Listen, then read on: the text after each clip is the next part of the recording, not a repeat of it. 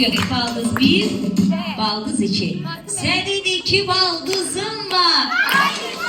Üzləri yaman nurludur. Ay be, bu kız sənin ürəyinin hamısıdır.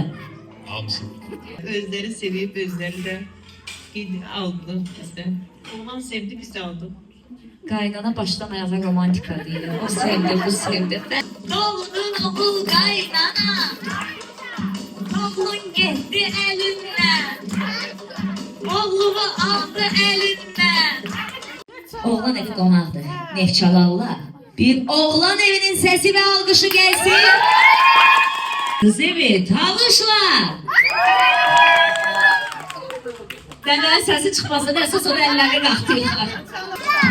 Amma 3 aydan sonra qaynana evdən gedər. Ooo, belədir, belə. Ya arzunu yoldan edən bəyin tüklü başıdır. Uşa qalmayın, bəy deyir deyəsən uşa qalmayın. Cip, sedan.